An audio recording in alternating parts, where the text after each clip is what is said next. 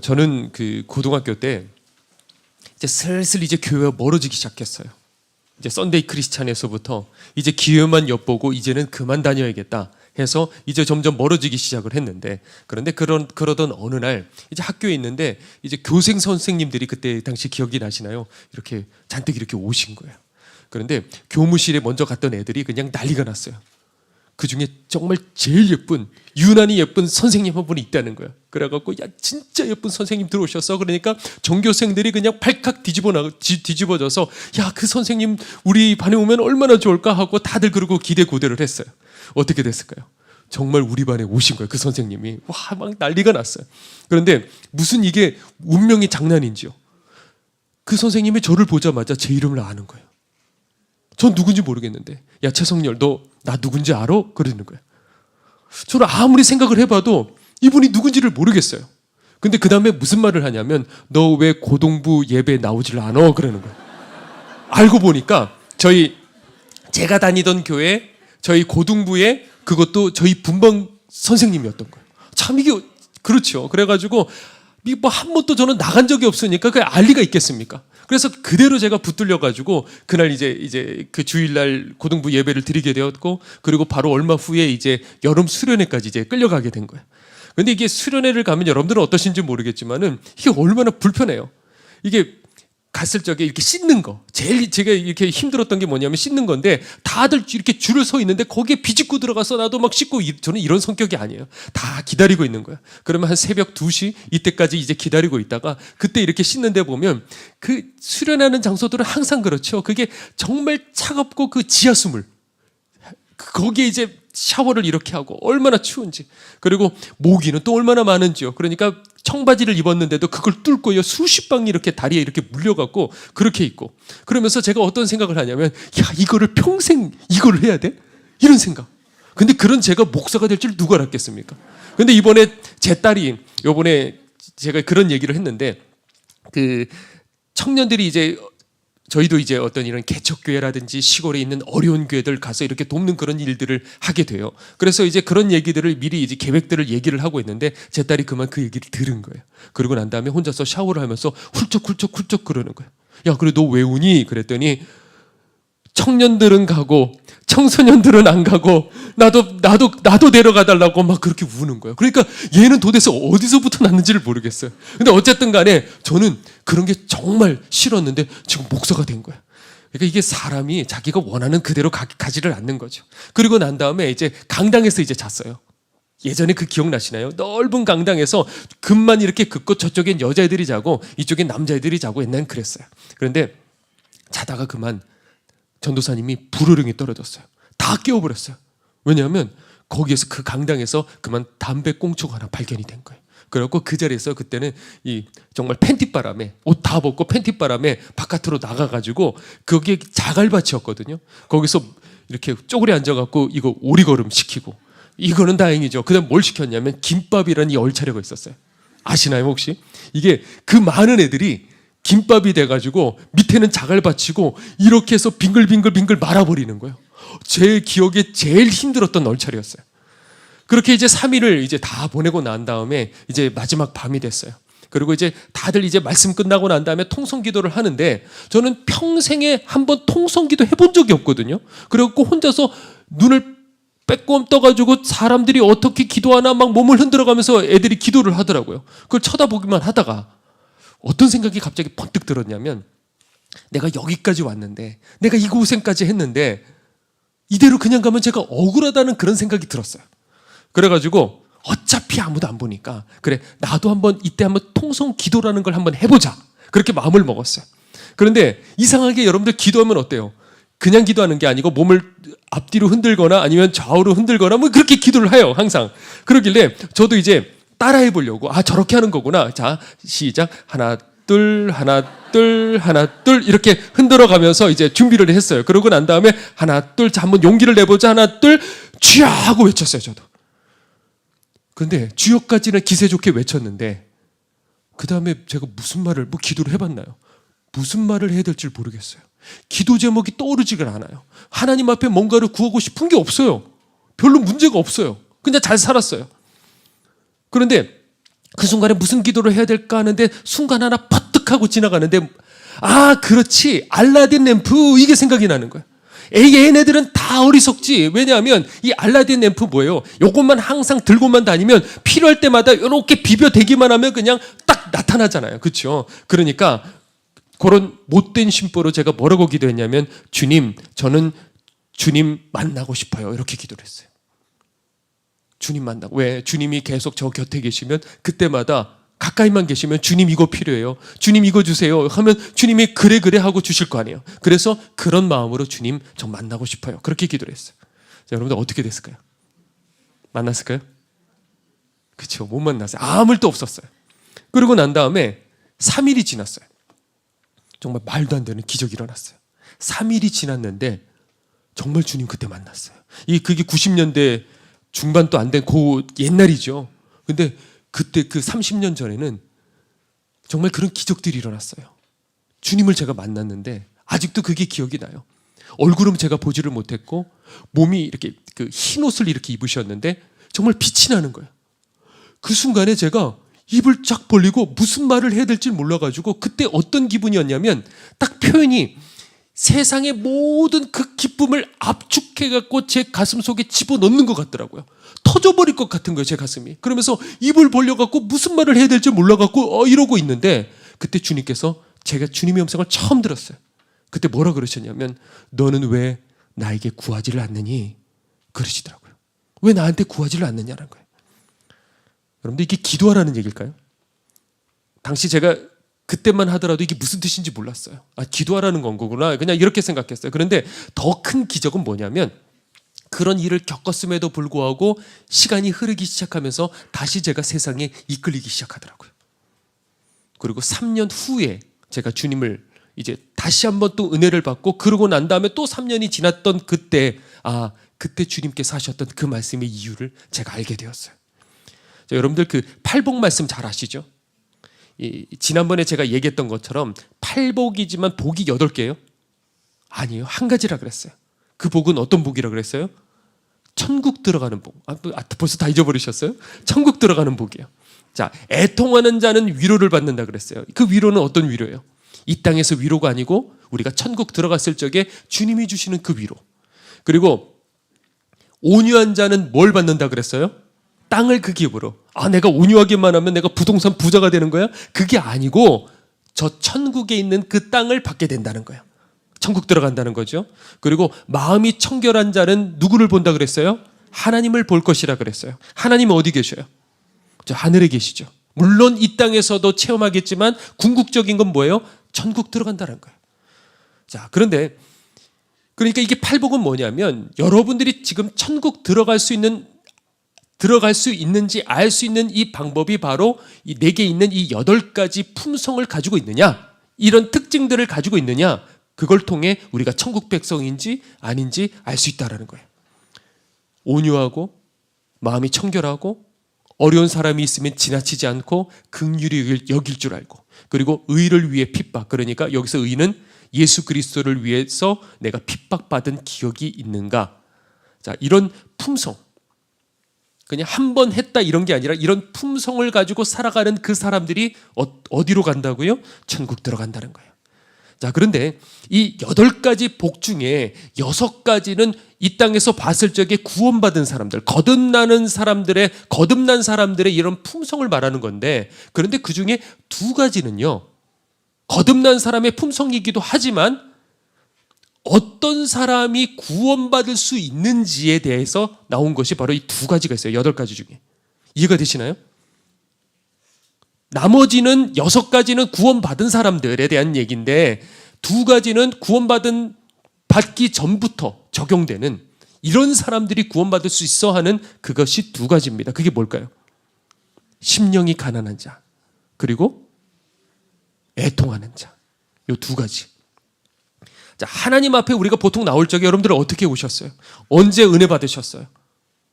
하나는 고난을 겪고 내 마음이 낮아졌을 적에, 그때 주님 만나게 돼요.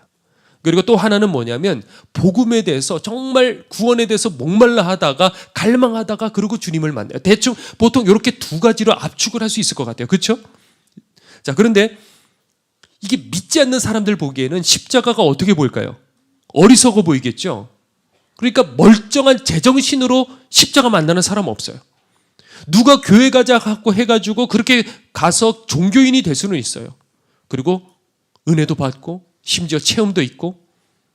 그런데 문제는 뭐냐? 그릇이 충분히 비워져 있지 않기 때문에 얼마 있다가 다시 세상으로 돌아가 버리게 되는 거예요. 그러니까 주님께서 너는 왜 나에게 구하질 않느냐 하신 뜻도 바로 그거였어요. 주님을 만났음에도 불구하고 내 영혼에 절박한 그 심령이 없이 그냥 기도했던 거예요. 얄팍한 마음으로 구했던 거죠. 그러니까 그날 은혜를 체험했음에도 불구하고 다시 또 세상으로 이끌려 가버리는 거예요. 그 문제는 누구에게 있는 거예요? 내게 있는 거죠. 이게 흙에 이것이 얇으니까, 얕으니까 어떻게 됩니까? 뿌리가 깊이 내리지를 못하게 된 거죠. 지난주 새가족 모임 때였는데 다들 이제 멀리서 오셨더라고요. 제일 가까우신 분들은 이제 서울에서 오신 분들, 그리고 어떤 분은 미국에서 오셨고요. 그리고 어떤 분은 저 경북인가요? 경산에서 오셨어요. 온라인으로 설교를 듣다가 내가 이대로는 안 되겠다. 그러면 늘상 그냥 여기만 내가 머물러 있겠다. 그래서 결단하지 않으면 안 되겠다 싶어갖고 그 새벽에 그냥 차를 타고 주일날 그렇게 올라오셨어요.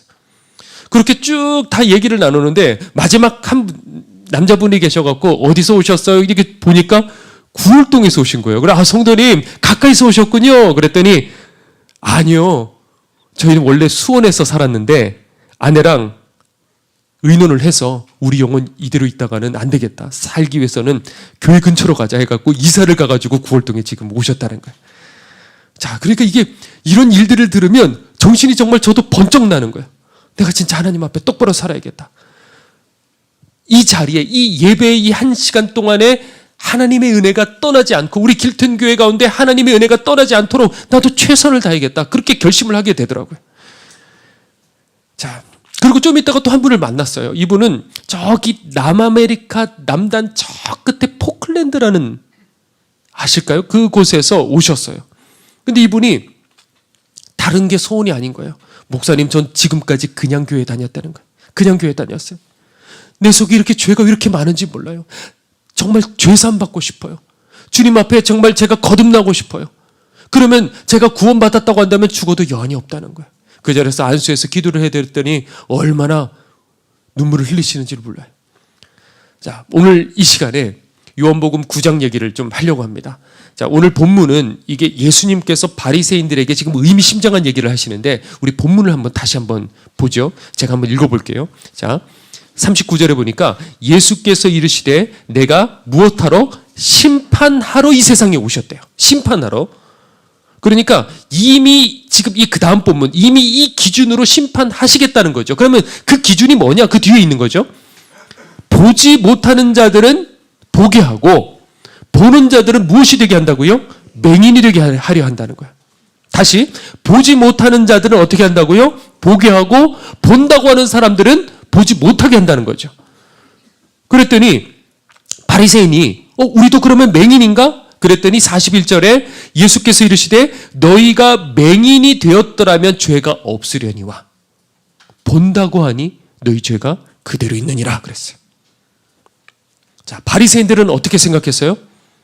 본다고 생각했던 거예요.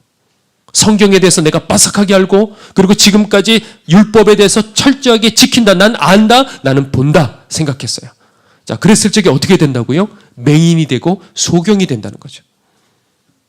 본다고 할 적에 어떻게 된다고요? 너희 죄가 그대로 있느니라 그랬어요. 자, 그러면 질문해 볼 수 있겠죠. 그러면 어떤 사람이 구원받을 수 있을까요? 나는 소경이라고 하는 사람. 난 소경입니다 하는 사람. 그 사람이 구원받는다는 거예요. 그게 바로 이 팔복의 가난한 심령 그리고 애통하는 심령. 이 심령이 가난한 자에서 이 가난하다라는 말의 이 동사형은 헬라어로 뭐냐면 이 푸토코스라는 거예요. 이건 어떤 뜻이냐면 완전히 파산을 당해서 남의 도움이 없이는 살아갈 수 없는 그 상태. 그래서 심령이 가난한 자는 간단하게 말해서 무슨 말이냐? 아예 이 마음이 파산을 당해서 스스로 설 힘조차도 없는 그 상태. 그게 심령이 가난한 자예요. 그리고 애통하다라는 건 헬라어로 펜데오라는 뜻이에요. 동사형으로. 그러니까 고통으로 몸부림칠 정도로 탄식하는 거. 그 정도예요. 그러니까 여기서 말하는 심령이 가난함과 애통함은 무슨 말이냐면 어떤 인간의 노력으로 이룰 수 있는 어떤 겸손, 도덕적인 인품 이런 게 아닌 거예요. 애초에. 어떤 인생의 어떤 지점에서 밑바닥을 경험하고 내게는 하나님밖에 없습니다 하는 내 영혼의 깊숙한 곳에서 나오는 그런 외침, 바로 그런 뜻이에요. 그러니까 그냥 편안하게 앉아서 그냥 시키는 대로 난 예수님 믿습니다, 읊조리는 이런 것들이 아니라는 거죠. 자, 성전에 올라간 그 세리가 이 기억이 나는 거예요. 감히 눈을 들어 하늘을 우러러 쳐다보지 못하고 가슴을 치며 하나님 저를 불쌍히 여겨 주시옵소서, 저는 죄인으로서이다, 이렇게 외치죠. 자, 그러면 이 지금 성전에 나온 이 세리는 구원의 확신이 있을까요, 없을까요? 없겠죠, 그렇죠? 버려졌다고 생각했겠죠. 그런데 주님의 평가는 뭐냐? 신앙생활 열심히 하고 율법을 어기지 않고 나는 하나님의 자녀야 당당하게 확신을 가지고 있었던 그 사람보다 뭐라고 그래요? 더 의롭다 하심을 받고 집에 내려갔느니라, 이렇게 됐어요. 더 의롭다, 비교급으로 더 의롭다 하심을 받았다. 아니, 의롭다 하심을 받았다 그러면 되는데 더 의롭다 하심을 받았다라는 그게 무슨 뜻이냐? 절대적인 의로움은 누구에게로부터 나오는 거예요? 예수 그리스도의 십자가에서부터 나오는 거예요. 자, 그런데 이 세리의 가난한 심령, 이 애통하는 마음이 천국에 더 가깝다는 거죠. 다시 말해서 이런 사람들을 주님께서 만나 주신다는 거예요. 이런 사람들이 십자가를 만날 수 있다는 거예요. 자, 그런데 아마 이 가운데서도 이 죄사함 문제 때문에 염려하시는 분들 많이 계실 거예요. 내 영혼이 정말 주님께 받아들여졌을까? 나 정말 천국 갈 수 있을까? 그런가요?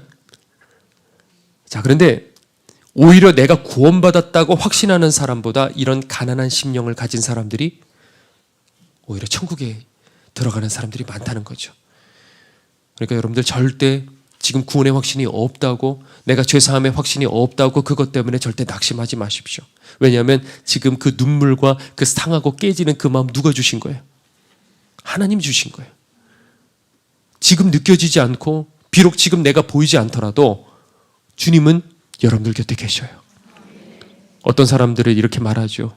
계속 이렇게 죄책감에 시달리는 이런 신앙생활은 율법적인 그런 신앙생활 아닙니까? 이런 분들이 계셔요. 구원의 확신 속에서 기뻐하고 누릴 줄 알아야지 이게 계속 죄책감에 시달리는 이런 게 옳은 겁니까?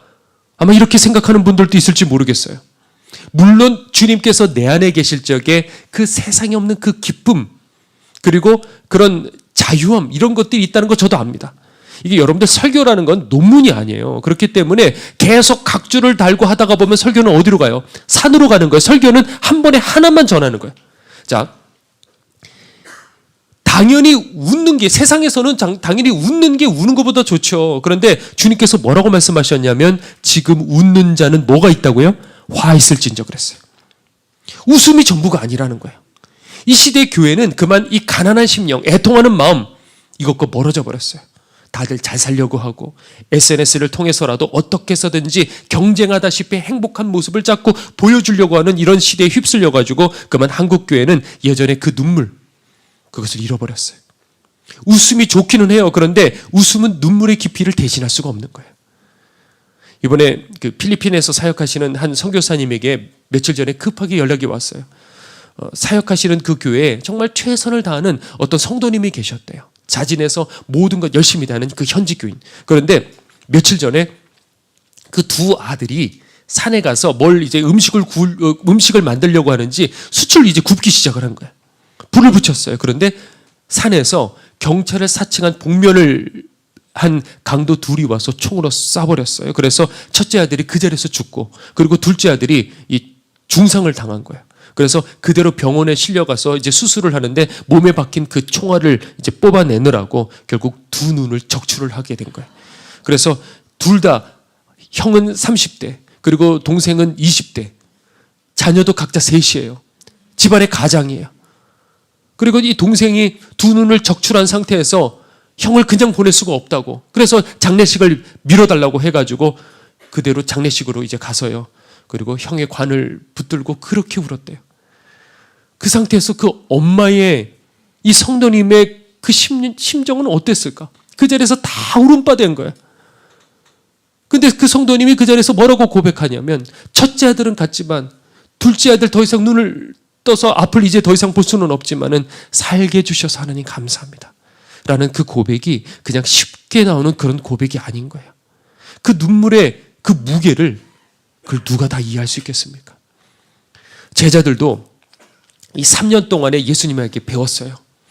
그래서 배웠을 적에는 내가 믿는다고 생각했어요. 내가 예수님의 12제자, 그렇기 때문에 나도 천국 백성, 하나님 나라, 당연히 그렇게 생각을 했어요. 그런데 그 믿음의 깊이가 얄팍했다는 걸 제자들도 몰랐어요. 그리고 십자가가 어느 날 가까워지죠. 그 자리에서 그들은 좌절했고 통곡했고 배반했고 한 번도 느끼지 못했던 죄책감에 시달리기 시작했어요. 그 깊은 그 골짜기를 지나가면서 드디어 가난한 심령이 뭔지, 애통하는 그 마음이 뭔지 그날 알게 된 거예요. 자, 외면적인 이 행복에 집착하는 이 시대에 과연 이런 가난한 심령을 가지고 있는 사람들은 얼마나 있을까? 그래서 예수님께서는 이걸 알게 하시기 위해서 3년 동안 가르치시고, 그리고 그때 마지막 관문으로 십자가로 이 제자들을 직접 이끄신 거예요. 그런 것처럼 이 가벼운 이 시대, 우리 영혼이 멸망하는 이 세상에서 우리들을 건지시기 위해서 하나님께서 때로 우리들에게 가난을 주셔요. 고난을 주셔요. 아픔과 상처를 주시고 고통을 주시는 거예요. 그걸 잘 이해를 하셔야 돼요. 예전에 한 청년이 저에게 이렇게 질문을 했어요. 목사님, 하나님께서도 시험을 주시나요? 그렇지. 하나님께서 시험 주시지. 그러면 그 시험을 받아서 그 시험 때문에, 하나님께서 주시는 바로 그 시험 때문에 지옥 갈 수도 있나요? 자, 여러분들이라면 뭐라고 대답하시겠습니까? 하나님이 주시는 그 시험 때문에 내가 지옥 갈 수 있나요? 이게 사실 간단한 질문이 아니었어요. 이게 가볍게 그저 대답해버리고 쉽게 말할 수는 있어요. 그런데 가볍게 대답할 그런 무게의 질문이 아니었어요. 왜냐하면 이 아이는 태어나면서부터 몸에 핸디캡을 가지고 태어났고, 그리고 건강치 못했어요. 그러면 그 시험 때문에 지옥 갈 수도 있나요? 라는 그 말 뒤에는 괄호 열고, 그건 너무 불공평한 거 아닌가요? 이 질문을 이 아이는 하고 싶었을 거예요. 내가 원하지도 않았는데 이 질병을 가졌고, 내 이 핸디캡을 내가 원했는데 가진 것이 아닌데 라고 생각하는 이 아이 앞에, 그러니 뭐 이렇게 지옥 간다고 쉽게 말하기도 그렇고 아니라고 또 말할 수도 없는 그런 상태였어요. 그래서 속으로, 주님, 제가 이 아이에게 뭐라고 대답을 해야 되겠습니까? 그런데 그 순간에 하나가 떠오르는 거예요. 출애굽해서 광야로 갔던 그 이스라엘 백성들 하고 딱 떠오르는 거예요. 그래서 일단 떠오르는 대로 이 아이에게 말을 꺼냈어요. 그래서 말을 꺼내는 순간에 주님께서 또 주시는 거예요. 또 말을 그걸 하는데 또 주시는 거예요. 그래서 저는 주시는 그대로 그냥 전달을 했어요. 이걸 간단하게 말하면, 이 이스라엘 백성들이 애굽에서 빠져나와서 이제 광야로 갔어요. 그 광야는 어떤 상황이에요? 아무것도 없어요. 그렇죠? 먹을 것도 없고 뭐 아무것도 없어요. 그러니까 거기서는 하나님만 바라볼 수밖에 없는 그런 환경이에요. 그 막다른 골목에서 하나님은 뭘 기대하셨냐? 주님밖에 없습니다. 하나님밖에 없습니다. 하나님은 그걸 기대하셨던 거예요. 이게 진짜 믿음이거든요. 이게 진짜 믿음이에요. 그런데 사실 대부분의 사람들이 그거 했어요, 안 했어요? 안 했어요. 원망하고 불평하다가 다 버림당했어요. 그런데 그렇다 할지라도 하나님 입장에서는 이 방법밖에 없는 거예요. 심령이 가난한 자, 애통한 자. 그래서 광야가 필요했다. 이야기를 해주니까 이 청년이 그러고 표정이 밝아지더니 고개를 끄덕이더라고요. 자, 오늘 본문의 배경, 이 요한복음 9장도 마찬가지예요. 예수님께서 이제 어느 날 제자들과 함께 이제 길을 걸어가시다가 앉아있는 소경 하나를 본 거예요. 그런데 이 사람은 그냥 소경이 아니고 날 때부터 소경된 사람인 거예요. 그래서 제자들이 예수님에게 이렇게 질문하죠. 이 사람이 소경으로 태어난 것은 누구 죄 때문입니까? 저 사람 때문입니까? 저 사람 태어나면서부터 이렇게 소경인데 그러면 저거 부모 때문입니까? 라고 질문을 했어요. 왜 질문을 했냐면, 당시에 병에 걸리면 모든 걸 뭐라고 생각했어요? 죄라고 여겼던 그런 시대였어요. 그러니까 날 때부터 소경된 사람은 누구 죄 때문일까 하고 이 제자들의 궁금증을 자극시키는 그런 질문이었던 거예요. 그런데 그 소경은 그 자리에서 얼마나 똑같은 그런 얘기들을 얼마나 많이 들었겠어요. 그런데 주님께서는 한 영혼이 고생하는 것을 그저 한낱 질문거리로 여기지 않으시고 이렇게 대답하시죠. 이 사람이나 그 부모가 죄를 범한 것이 아니라 그에게서 하나님이 하시는 일을 나타내고자 하려 하심이라 그랬어요. 그리고 그 자리에서 고쳐주시죠. 그런데 이야기가 여기서 끝나지 않습니다. 하필 그날이 안식일이었던 거예요. 그래서 바리새인들이 이걸 트집을 잡아가지고 그 소경의 부모를 불러다가 신문하기 시작하는 거예요. 그랬더니 부모가 어떻게 하냐면 우리는 잘 모른다. 내 자식에게 가봐라. 자식이 알 거 아니냐 하고 회피해버린 거예요. 왜냐하면 성경에 뭐라고 나오냐면 이거 그때 당시에도 잘못해버리면 유대교에서 출교를 당해요.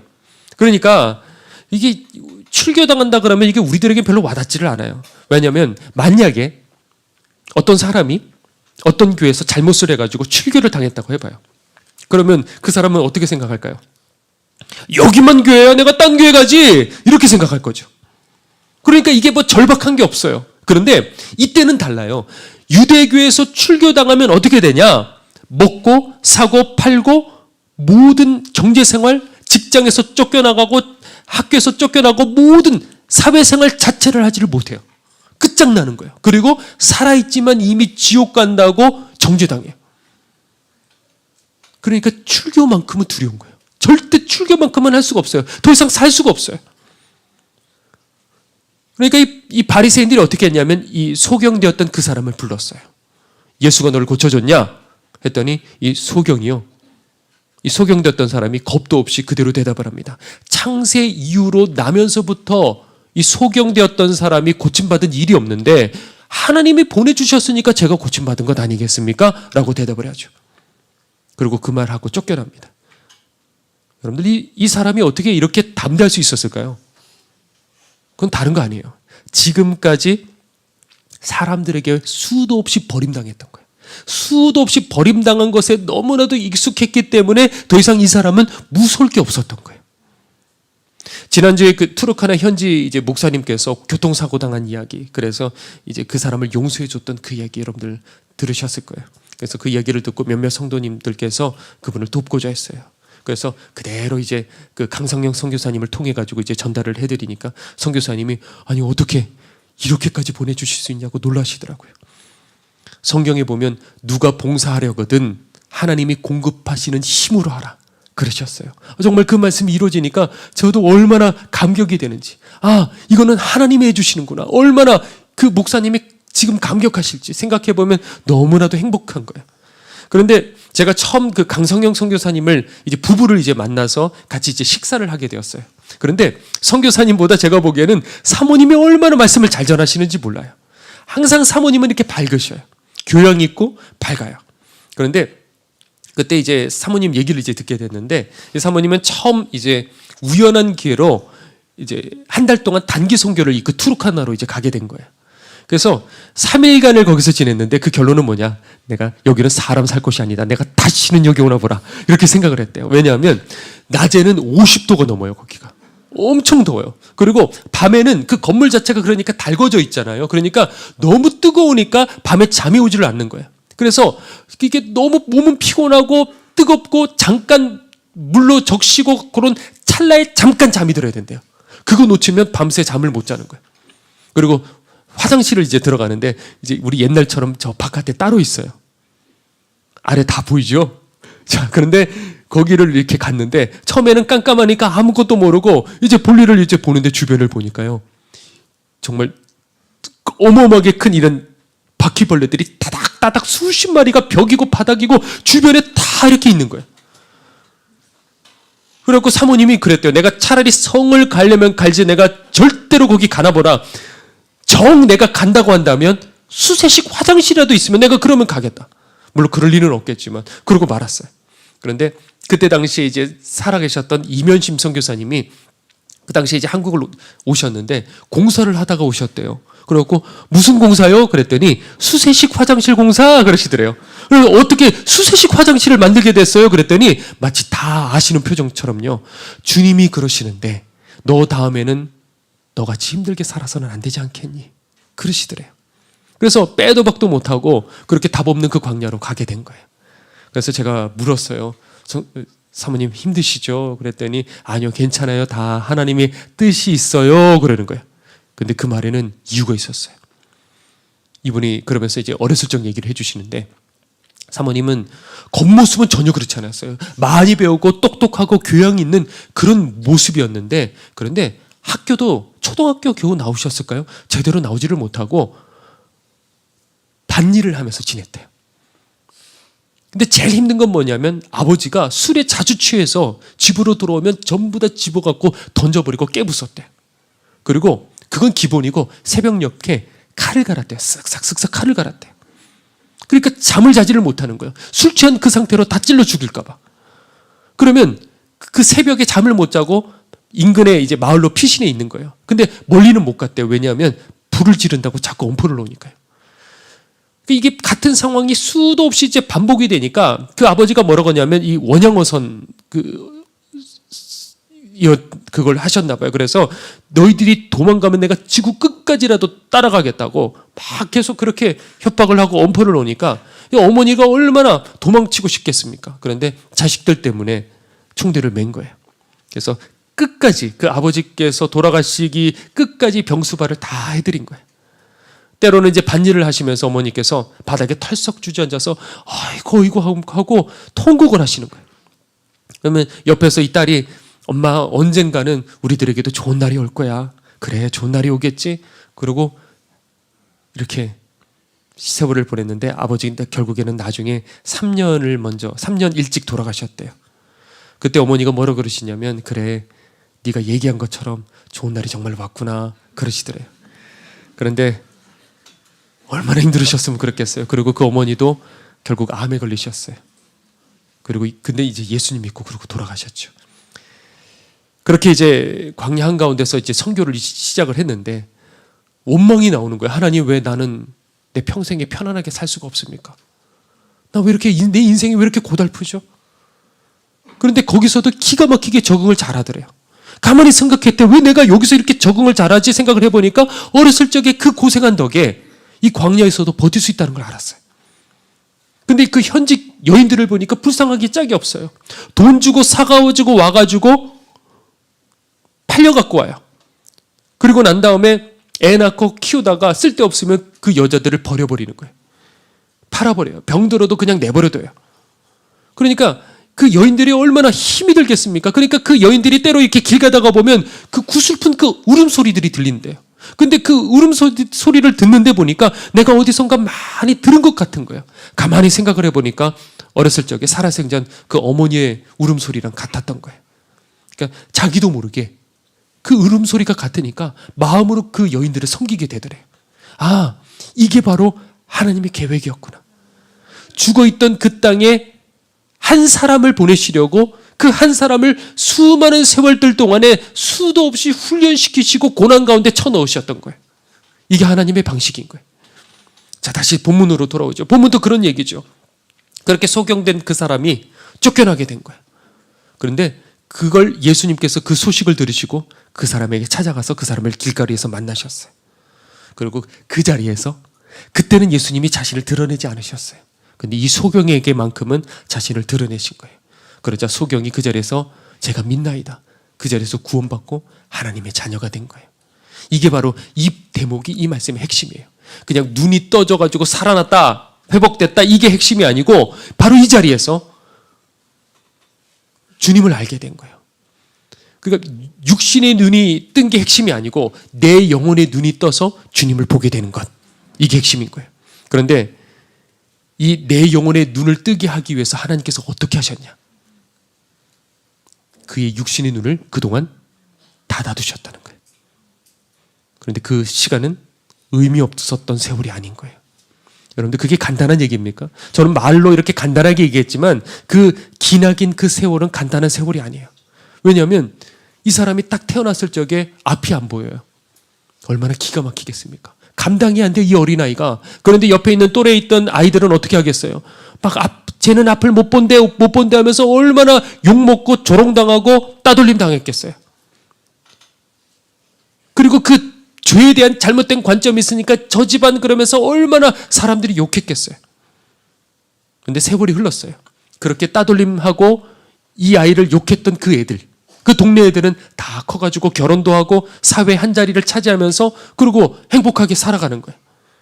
그런데 그 욕을 다 먹었던 이 소경은 길거리에 오히려 앉아서 빌어먹는 버림받은 그 인생이 됐어요.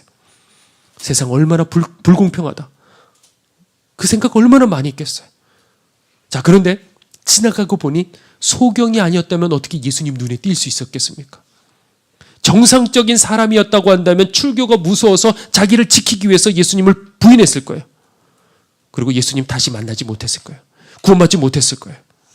이미 버림받은 것에 너무나도 익숙한 몸이기 때문에 잃어버릴 것도 없고, 그래서 누구의 눈치도 보지 않고 그저 속에 있는 것들을 그대로 다 그 바리새인들 앞에 고백할 수가 있었던 거예요. 그러니까 그동안에 받았던 그 고난 때문에 이 사람은 구원받아 천국 갈 수가 있게 된 거예요. 이게 바로 하나님의 방식이라는 것이죠. 자, 비슷한 얘기가 성경에 또 나오죠. 예수님이 지나가시다가 이 문둥병자가 이 풀숲 가운데 같은 데서 몰래 이렇게 숨어 있다가 뛰쳐나오죠. 그러다가 예수님께서 그 자리에서 고쳐주시는 그런 대목. 짧은 내용이에요. 그런데 이게 짧은 내용이지만 간단한 얘기가 아니에요. 왜냐하면 문둥병자가 사람이 있는데 나왔다. 그러면 그 당시 법으로 그 자리에서 돌로 쳐서 죽일 수가 있었어요. 그러니까 이 사람이 풀숲에 숨어 있다가 예수님 지나가실 적에 딱 뛰쳐나가면 이건 어떻게 가는 거예요? 목숨 걸고 나가는 거예요, 지금. 만약에 저분이 나를 외면하신다면, 만약에 저분이 그 자리에서 나를 고쳐주시면 나는 사는 거고, 저분이 나를 고쳐주실 수 없거나 나를 외면해버리신다면 나는 그 자리에서 어떻게 되는 거예요? 죽는 거예요. 목숨을 건 거예요. 그래서 문둥병자가 입을 열죠. 주여, 원하시면 저를 깨끗게 하실 수 있나이다. 주여, 원하시면. 주여, 저 좀 고쳐주셔야 돼요. 반드시 고쳐주셔야 돼요. 저 좀 죽게 생겼어요. 이런 말 하질 못했어요. 그저 주여 원하시면. 이 마음이 위축이 된 거예요. 용기를 내서 뛰쳐나오긴 했는데 예수님 막상 보니까 위축이 된 거예요. 주여 원하시면 나 같은 거 될까? 주님이시라도 나 같은 거 고쳐주실까? 나 이렇게 죄가 많은데. 자, 그런데 만일에 이 문둥병자가 아프지 않았다고 한다면 그날 주님 손 만질 수 있었을까요? 문둥병 때문에 죄입 당하면서 살았던 그 세월이 없었다고 한다면 목숨 걸고 주님 앞으로 뛰쳐나올 수 있었을까요? 그게 아닌 거예요. 편안하니까 편안하게 기도하는 거예요. 절박하니까 목숨 걸고 주님 앞에 나오는 거예요. 그런 사람들이 주님 만났던 거예요. 좀 전에 말했던 그 청년도 그랬어요. 이 청년은 태어나면서부터 가지고 있었던 그 핸디캡 때문에 그동안 얼마나 많은 상처가 있었을까. 아무도 이 아이의 마음을 이해해 줄 수가 없었어요. 그런데 어느 날 저한테 말했어요. 목사님, 저는 오래 살지 못해요. 오래 못 산대요, 이 아이는. 그래서 항상 얼굴에 그늘이 져 있었어요. 슬픔이 가득하고 우울증에 시달리고, 그래서 그것 때문에 약 없이 못 사는 그런 아이. 그런데 설교 말씀을 어느 날 듣고 스스로 큐트하기 시작했고 혼자서 기도하기 시작을 했어요. 하나님, 이렇게 기도했어요. 하나님, 저는 예수님 믿으면서도 이렇게 우울증에 시달려요. 하나님, 예수님 믿는다고 한다면 우울증이 안 걸려야 되는 것 아닙니까? 그런데 그 순간에 그 눈물의 기도에 하나님께서 그 자리에서 말씀을 해주시더래요. 우울증에 걸려도 괜찮아, 그러시더래요. 이 아이는 그렇게 생각했대요. 너 약 먹지 마. 왜 약 먹어? 그거는 불신앙이야. 그렇게 말씀하실 줄 알았대요. 그런데 그 따스한 한마디에 이 아이는 오히려 우울증 약을 끊기로 결단을 했고 그 이후로도 그거를 더 이상 먹지를 않았대요. 그 아픔 때문에 남들 모르는 주님이 어떤 분이신지 주님을 알게 되었던 거예요. 제가 한 가지 얘기하고 말씀 마치죠. 90년대 이 말씀 처음 들었어요. 이 말씀 듣고 얼마나 많이 울었는지 모릅니다. 이상 목사님이 이제 중국으로 가셨는데 그때 한 할머니 성도를 만나게 된 거예요. 그래서 인사를 했어요. 그냥 인사치레로 할머니 참 고우세요 이렇게 인사하시면 할머니 참 좋아하시잖아요. 그런데 이 할머니가 뭐라고 대답하시냐면 그래 고와? 내가 고와? 그렇지 내가 좀 곱지 그러시더래요. 보통 그렇게 하시진 않아요. 근데 할머니께서 그 다음 뭐라고 그러시냐면 내가 고운지 이유를 한번 얘기해 줄까? 그러시더래요. 그러면서 그 문화혁명, 그러니까 중국의 1960년대 중후반부터 시작됐던 그 문화혁명 때 정말 기독교인들을 향한 어마어마한 핍박이 쏟아지기 시작했어요. 그때 수많은 사람들이 끌려가서 고문당하고 그 자리에서 죽었어요. 그런데 이 할머니도 그때 붙들린 거예요. 그래서 마지막 처형당하는 그 장소로 그렇게 끌려갔어요. 그런데 넓은 벌판에 어떻게 됐냐면 말들이 여러 필들이 쫙 이렇게 있는데 어떻게 했냐면 한 사람을 옷을 싹 벗겨가지고 이쪽에 한쪽 팔에 이쪽 말 묶고 이쪽 팔에 다른 말을 묶고 사지에 다른 말들을 묶어가지고 채찍으로 딱 때리면 이 사람은 어떻게 되겠습니까? 그 자리에서 팔다리가 다 찢어져서 죽는 거예요. 그리고 이 할머니 차례가 된 거예요. 그런데 말들이 보니까 다 딴 데로 나가는 바람에 말이 한 마리만 남아 있었던 거예요. 그래서 옷을 벗기고 그리고 이 양팔을 그 말에다가 묶어놓고 그리고 채찍으로 때렸어요. 그러니까 말이 앞으로 막 달려가니까 그 밑에 바닥이 그게 광야예요. 그러니까 그 바닥이 돌들이 잔뜩 있는 그런 곳이었는데 이 돌들이 둥글둥글했을까요? 그렇지 않았어요. 뾰족뾰족한 날카로운 돌들이 잔뜩 있는 그런 지역이었어요. 그러니까 옷을 다 벗긴 채로 거기 끌려가니까 이 앞이 전부 다 찢어져 버린 거예요. 근데 너무 고통스러우니까 그걸 견딜 수 없어서 그만 몸을 뒤로 돌려버렸어요. 그래서 이 뒤쪽 등 쪽도 전부 다 찢어져 버리고 말았어요. 그리고 피투성이가 되어갖고 던져졌는데 그런데 살아난 거예요. 그래서 온 힘을 다해서 정신을 차려 고향으로 돌아왔어요. 마을 어귀로 왔더니 마을 사람들이 보고 다들 손가락질하는 거예요. 예수쟁이라고. 퇴하고 침을 뱉고 죽어야 싸지 그러고 소리를 치고. 그런데 그 상태로 집으로 들어갔대요. 여보, 얘들아. 그런데 아무도 없어요. 방문을 열었대요. 아무도 없어요. 가족들도 이미 다 알고 아내를 버리고 엄마를 버리고 그리고 이미 다 사라져 버렸어요. 그 어두컴컴한 아무도 없는 그 자리에 이 할머니가 그 자리에서 무릎을 꿇고 털썩 주저앉아서 그 자리에서 울었대요.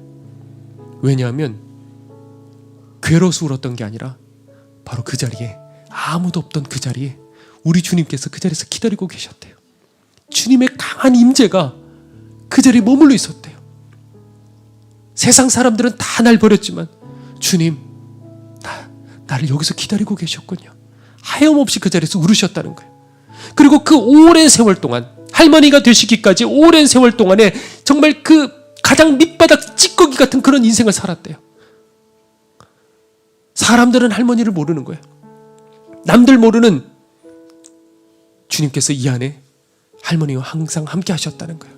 그래서 내가 좀 곱지 주님 때문에 이 속이 행복했다는 거예요. 그게 가벼운 이 세상의 웃음이 아닌 거예요. 우리 다 같이 웃자 이런 것들이 아닌 거예요. 그 눈물 속에 그 애통함 속에 그 가난한 심령 속에 이 속에 있는 주님 주시는 그 평강, 그것이 할머니에게 있었던 거예요. 여러분들 천국은 누구의 것입니까? 어떤 사람이 정말 우리 주님을 만날 수 있을까?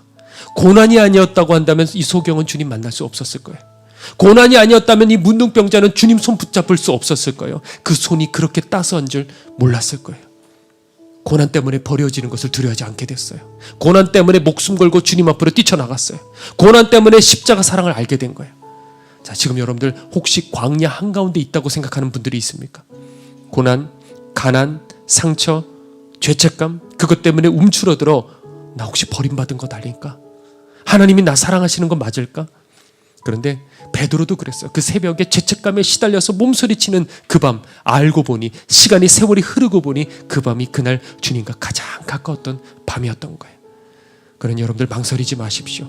이 시간에 주님 여러분들 곁에 계시는 거예요. 애통하며 감히 하늘을 우러러 쳐다보지 못하는 그 세리의 심령 위에 주님께서 가까이 지켜보고 계시는 거예요. 원하시면 나를 깨끗게 하실 수 있나이다. 너무 두려워서 이렇게 고백할 수밖에 없었던 그 문둥병자, 그 흐르는 그 눈물에 나올 수밖에 없는 그 깊이 가벼워져가는 이 시대 속에서 우리들의 이 영혼, 내 인생을 들여서라도 반드시 얻어야만 하는 한 가지 가치인 줄로 믿습니다. 우리 함께 이 시간 준비하신 예물 드리고 그리고 찬양 부를 적에 주님 내 영혼을 기억해 주시옵소서. 주님 오늘 시간 나를 만나 주시옵소서. 함께 우리 기도하도록 하겠습니다.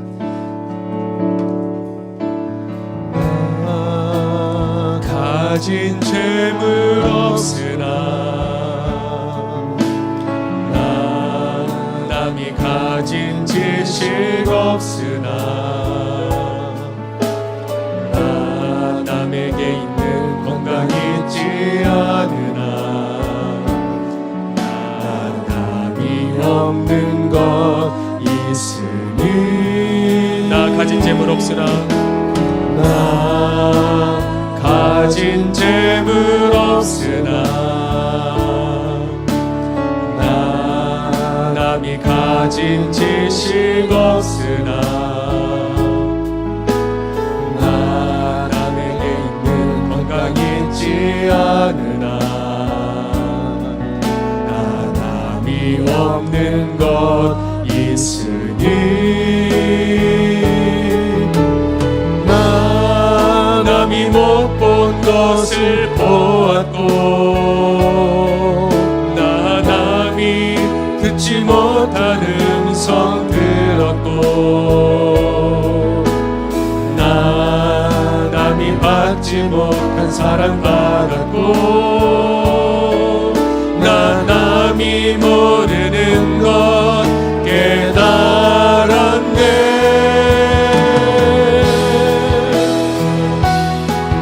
공평하신 하나님이 가진 건 나 없지만 공평하신 하나님이 나 남이 없는 것 같게. 다시 한번 부르겠습니다. 나 가진 재물 없으나 나 가진 재물 없으나 가진 지식 없으나 나 남에게 있는 건강 있지 않으나 나 남이 없는 것 있으니 나 남이 못 본 것을 보았고 나 남이 못 본 것을 보았고 나 남이 듣지 못한 음성 들었고 나 남이 받지 못한 사랑 받았고 나 남이 모르는 것 깨달았네.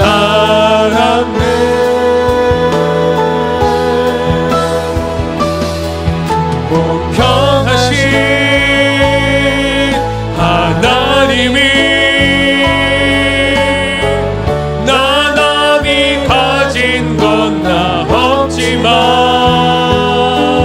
공평하신 하나님이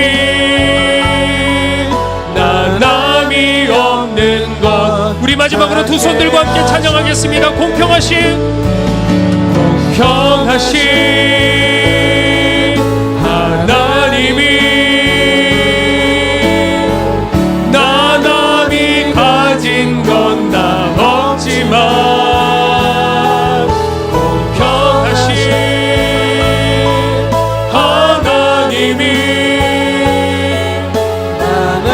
하나님 맞습니다.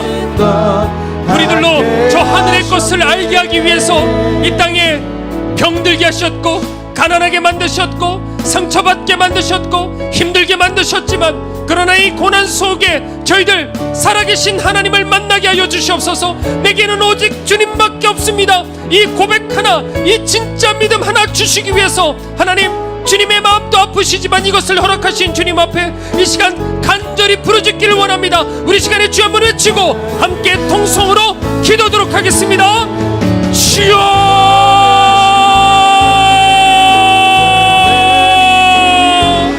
주여, 하나님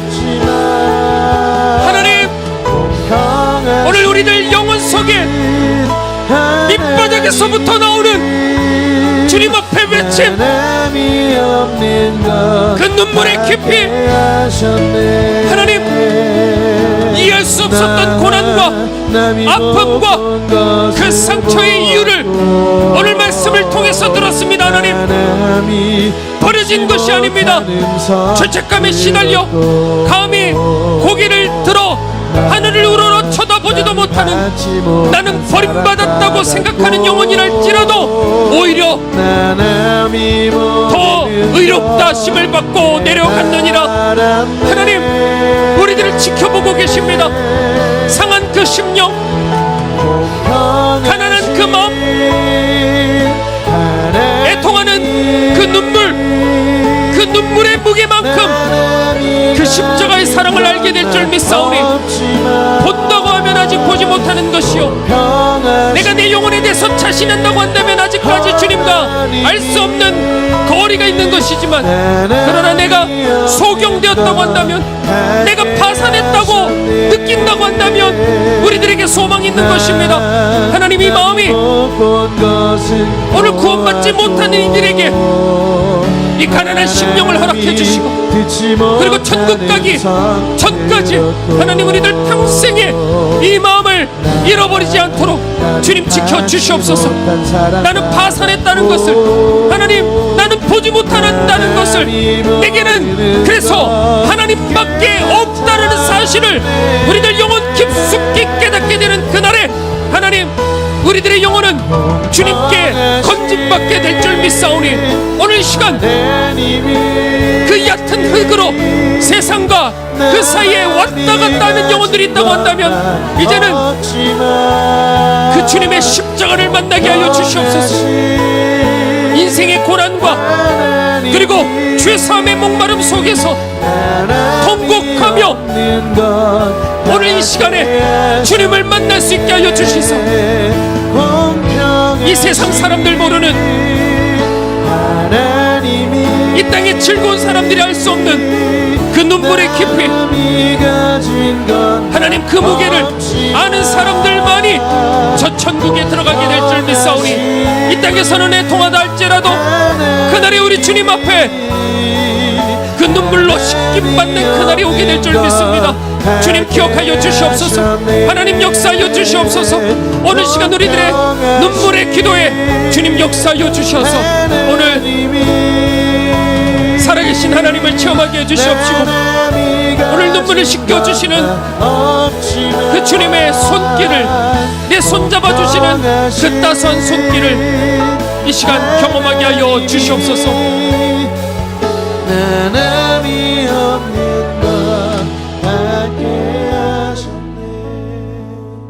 하나님, 버려지지 않았다고 한다면 용기를 낼 수 없었을 것이고, 외면당하지 않았다고 한다면 주님 앞에 목숨 걸고 달려올 수 없었고, 그 손이 얼마나 따스한지, 그 사랑이 얼마나 깊은지 알 수가 없었을 겁니다.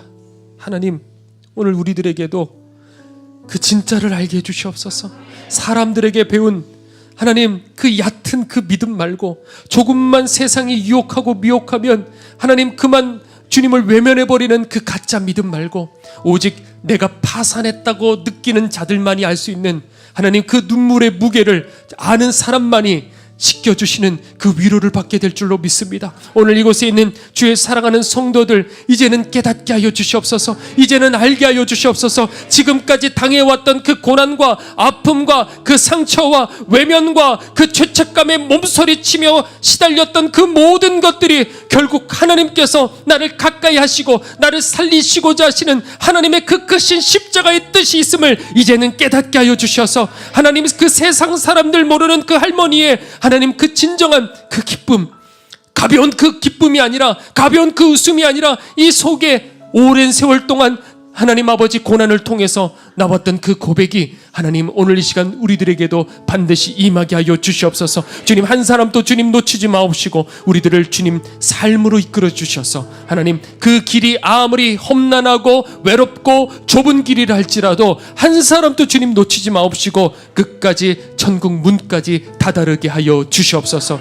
오늘 이 시간 저희들의 귀한 예물을 하나님이 공급하시는 그 힘으로 오늘도 주님 앞에 올려드립니다. 최선을 다해서 우리들의 마음을 다해 드리오니 하나님 지금도 낙심하고 버려졌다고 생각하는 영혼들과 교회와 선교지 위에 하나님 전달될 적에 그것이 주님의 손길이 되게 해주시고 그것이 문둥병을 치유하시는 주님의 따스한 손길이 되게 하여 주셔서 회복되게 하소서, 치유되게 하여 주시옵소서. 그리고 신앙을 가질 수 있게 해주시고 살아날 수 있도록 주님 인도하여 주시옵소서. 지금도 병들어 있는 지체들이 있습니다. 육신적인 질병과 암과 그리고 정신적인 고통으로 그리고 죄책감에 시달리며 경제적인 어려움으로 어쩔 줄을 몰라하는 성도들이 있습니다. 주님이 이 시간 역사하여 주셔서 나사렛 예수 그리스도 이름의 능력으로 주님 고쳐주시옵시고 일어서게 하여 주시옵시고 회복되게 하여 주시옵소서. 그 일들을 통해 하나님 살아계시고 나와 함께 하심을 체험하게 하여 주시옵소서. 지금은 우리를 위하여 십자가에 달려 돌아가신 예수 그리스도의 은혜와 하나님의 크신 사랑과 성령님의 인도하심이 오늘 시간 가난한 심령으로 파산했다는 그 마음으로 절박하게 나가는 주의 사랑하는 모든 성도들 머리 위에 지금부터 영원토록 함께 하옵시기를 간절히 축원하옵나이다. 아멘.